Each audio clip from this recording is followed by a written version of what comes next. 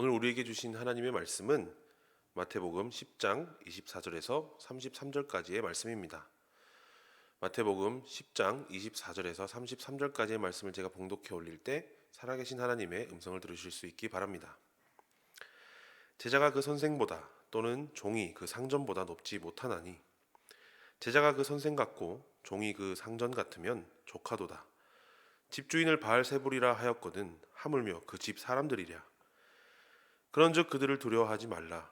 감추인 것이 드러나지 않을 것이 없고 숨은 것이 알려지지 않을 것이 없느니라. 내가 너희에게 어두운 데서 이르는 것을 광명한 데서 말하며 너희가 귓속말로 듣는 것을 집 위에서 전파하라. 몸은 죽어도 영혼은 능히 죽이지 못하는 자들을 두려워하지 말고 오직 몸과 영혼을 능히 지옥에 멸하실 수 있는 이를 두려워하라. 참새 두 마리가 한 아사리원에 팔리지 않느냐. 그러나 너희 아버지께서 허락하지 아니하시면 그 하나도 땅에 떨어지지 아니하리라. 너희에게는 머리털까지 다 세신 바 되었나니 두려워하지 말라. 너희는 많은 참새보다 귀하니라. 누구든지 사람 앞에서 나를 시인하면 나도 하늘에 계신 내 아버지 앞에서 그를 시인할 것이요. 누구든지 사람 앞에서 나를 부인하면 나도 하늘에 계신 내 아버지 앞에서 그를 부인하리라. 오늘 우리에게 주신 마태복음 10장의 말씀은 이 마태복음 위치에 있어서 한 중간쯤에 위치하는 말씀입니다. 오늘 본문의 배경은 지난 말씀에서 예수님께서 제자들에게 있을 박해에 대해서 말씀을 하셨는데요.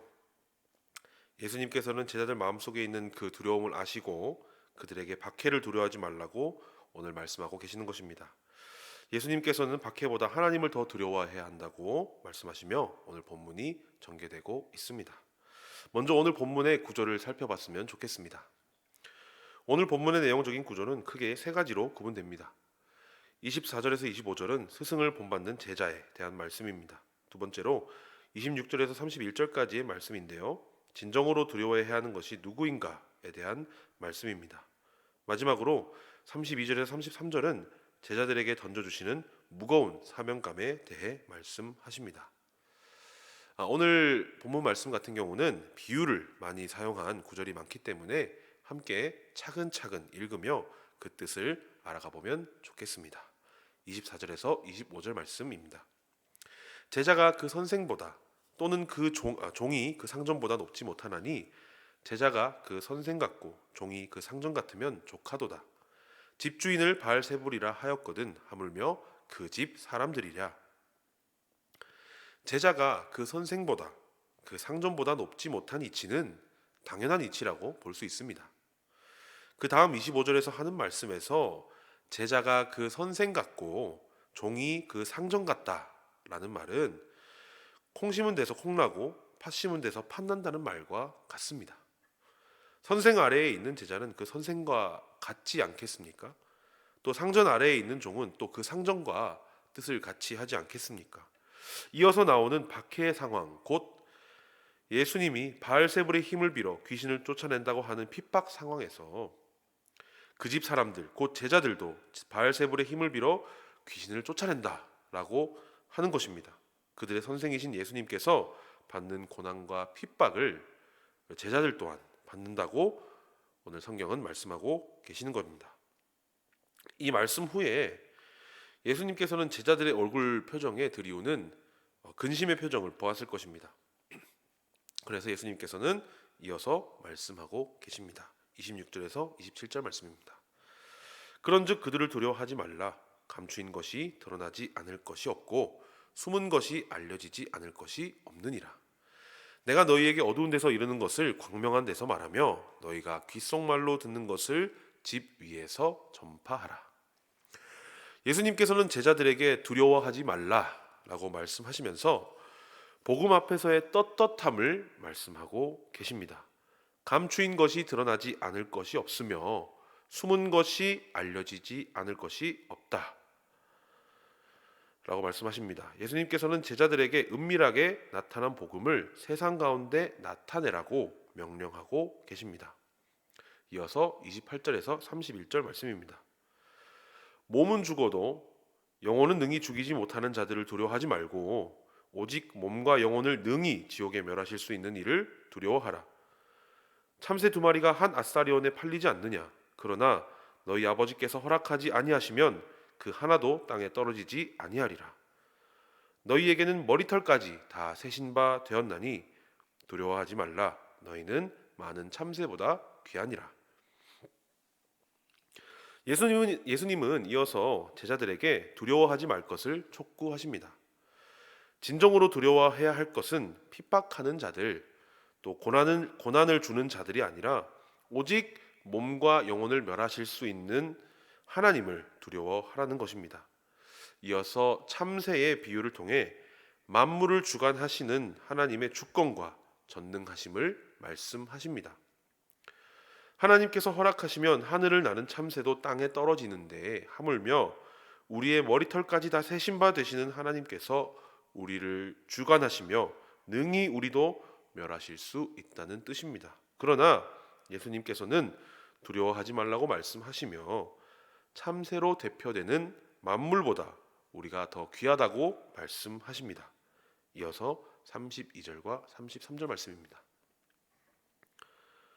누구든지 사람 앞에서 나를 시인하면 나도 하늘에 계신 내 아버지 앞에서 그를 시인할 것이요. 누구든지 사람 앞에서 나를 부인하면 나도 하늘에 계신 내 아버지 앞에서 그를 부인하리라. 여기서 예수님의 제자들을 향한 메시지를 주님께서 던지십니다.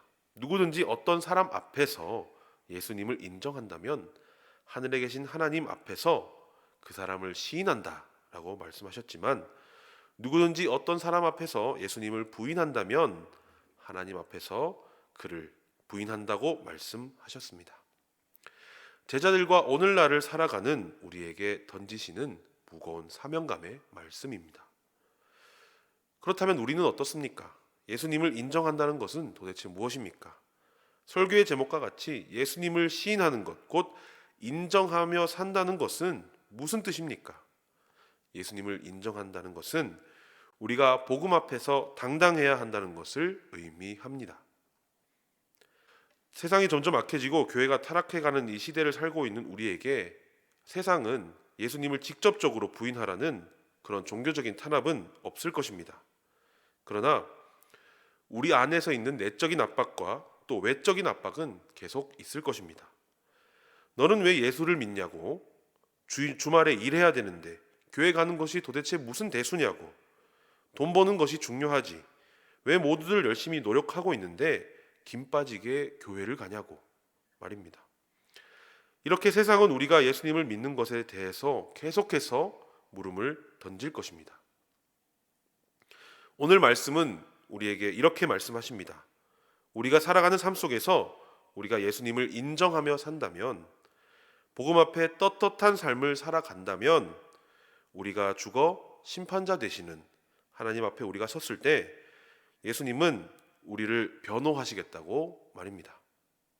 사랑하는 여러분, 우리의 삶 속에 예수님과 제자들처럼 세상으로부터 고난과 핍박이 찾아온다고 해도 우리는 늘 예수 그리스도 복음을 붙들고 살아야겠습니다. 예수님과 세상 다른 어떤 것에 타협하지 마시고 승리하심으로 세상 가운데 살아갈 수 있는 저와 여러분 될 수 있기를 주님의 이름으로 축복합니다. 기도하겠습니다. 은혜로우신 주님 감사합니다. 오늘도 새벽을 깨워 주님의 말씀 듣게 하시니 감사합니다. 주님께서 받으신 핍박과 고난, 우리가 이 세상 살아가며 주님의 고난 느끼는 것도 영광이고 감사한데 또 우리가 승리할 수 있는 기회를 허락하심 또한 감사합니다. 부족한 우리가 예수님의 고난과 핍박에 동참하여 이 세상을 넉넉히 이길 수 있는 능력을 허락하여 주시옵소서. 그래서 우리가 삶 속에서 늘 주님을 시인하며 주님을 내 구주로 모시며 살아갈 수 있는 우리들 될 수 있도록 주님 인도하여 주시옵소서. 살아계신 예수님의 이름으로 기도합니다. 아멘.